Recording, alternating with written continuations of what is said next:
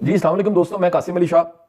मैं एक बड़े अहम मौजू पे बात करने लगा हूँ और उस मौजू पे बात करने से पहले मैं आपको एक छोटा सा वाकया, सच्चा वाकया, क्योंकि इस वाकये के एक मेरे बड़े करीबी दोस्त जो वाइस चांसलर साहब हैं एक यूनिवर्सिटी के और मेरे बड़े पुराने दोस्त हैं, वो भी गवाह हैं। एक दिन ऐसा हुआ कि हम दोनों दोस्त किसी जगह इकट्ठा खाना खाने गए।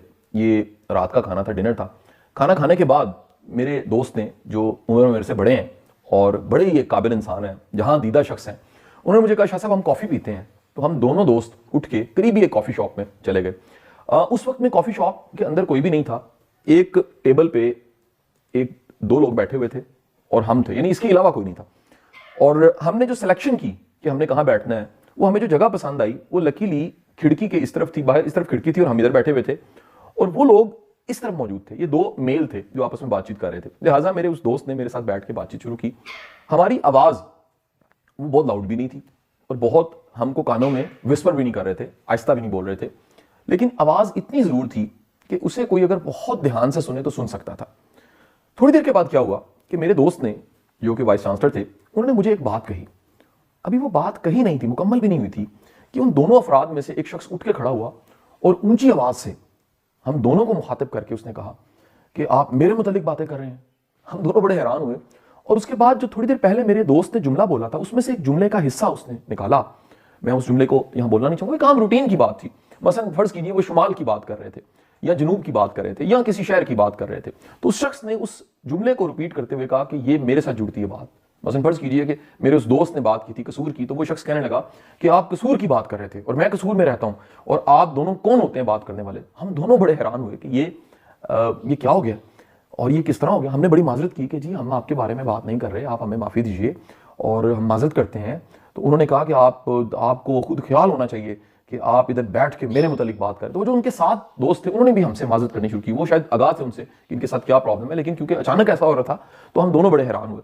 अब अगला काम ये हुआ कि मैं थोड़ा सा, जब मैंने वो सारी सिचुएशन थी, हम लोग निकले और वो दोनों फिर गुस्से से उठ के, एक साहब गुस्से से उठ के दूसरे का भी हाथ पकड़ के किसी और सीट पे जाके बैठ गए। कैफे जरा बड़ा था, वो किसी और कॉर्नर पे चले गए और हम दोनों बातचीत करने लग पड़े। तो मैं जरा नॉर्मल हालत में आया तो मेरे वो जो सीनियर दोस्त थे उन्होंने मुझे बताया कि ये जो शख्स था ये गालिबन ओसीडी का मरीज था। अच्छा, अब ओसीडी के बारे में मैं जानता इतना ही हूँ जितना एक आम फहम में आप कह लीजिए एक शख्स जो पढ़ता रहता है, साइकोलॉजी को पढ़ता है, एंथ्रोपोलॉजी को भी पढ़ता है और लोगों की काउंसलिंग्स भी करता है। लेकिन मैं कोमाज में बड़ी वाज़ेह बात यहाँ कहना चाहूँगा कि मेरी काउंसलिंग साइकोलॉजिस्ट की काउंसलिंग नहीं होती।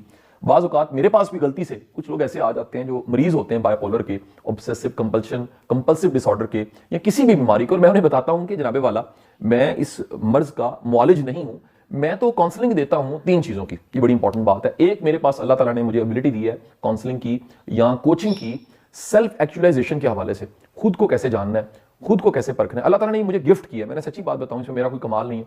अल्लाह ने मुझे एक टैलेंट दिया था, उस टैलेंट को मैंने वक्त के साथ साथ पॉलिश किया है। मेरा 24 साल का तजुर्बा पढ़ाने का, कोचिंग का और काउंसलिंग का, और अल्लाह के करम और फजल से बाज़ औक़ात तो यहाँ तक होता है, ये जो सारे प्रोफेशनल्स मुझे सुन रहे हैं वो मेरी बात को सेकंड करेंगे, कि बाज़ औक़ात किसी ने घंटे का मेरे से टाइम लिया होता है, प्रोफेशनल टाइम बातचीत करने का, और 5 मिनट में मुझे ये पता लग जाता है कि इसका टैलेंट क्या है, इसकी स्ट्रेंथ क्या है, इसकी पर्सनैलिटी टाइप क्या है और इसकी में एबिलिटी क्या है, इसमें इसके ग्रे एरियाज या इसके ब्लाइंड एरियाज क्या हैं। मैं माजरत करूंगा, ये जो आपको आवाजें आ रही हैं ये पैरट्स की हैं, मेरे घर में बोलने वाले तोते हैं, तो हम आज की रिकॉर्डिंग घर कर रहे हैं, तो इसकी मैं माफी मांग लेता हूँ तोतों की तरफ से। अच्छा, अब मेरी दूसरी जो काउंसलिंग कर, यानी एक सेल्फ एक्चुअलाइजेशन है और सेल्फ डिस्कवरी है, जिसकी बुनियाद पे फिर मैं फैसले करवाता हूँ कि आपने किस प्रोफेशन में जाना है, आपने शादी किससे करनी है, आप जिंदगी में आगे बढ़ने लगे, यानी मुस्तकबिल के हवाले से जो कुछ जुड़ता है मैं उसको जोड़ता हूँ। सबसे पहले लोग मेरे सामने ला के रखते हैं मसला, जी हमारा ये प्रॉब्लम है, ये मेरे पार्टनर का प्रॉब्लम है, मेरा प्रॉब्लम है।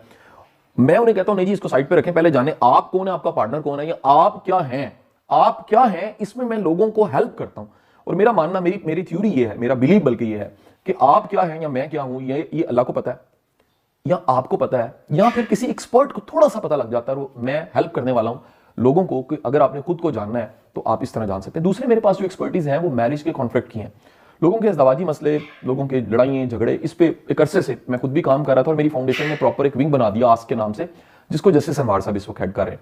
अच्छा, तीसरी मेरी जो एक्सपर्टी है वो बड़ी इंपॉर्टेंट है, वो है ब्रांडिंग की, मार्केटिंग की और एक इमेज बिल्डिंग की। मैं समझता हूं कि जो पहिया आपने दरियाफ्त कर लिया होता है दूसरों को फिर दरियाफ्त नहीं करना चाहिए, आप दूसरों को गाइड कर सकते हैं।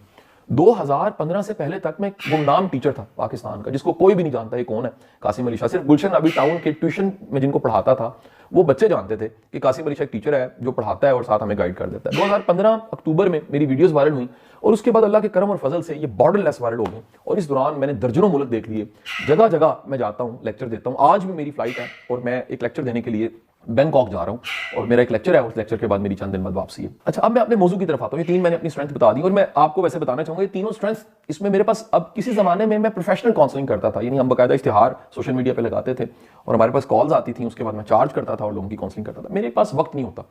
वक्त गुजरने के साथ साथ मेरे प्रोजेक्ट्स के साइज बहुत बड़े होते गए। मेरे पास अल्हम्दुलिल्लाह इस वक्त 50 लोग जो हैं वो फाउंडेशन में काम कर रहे हैं।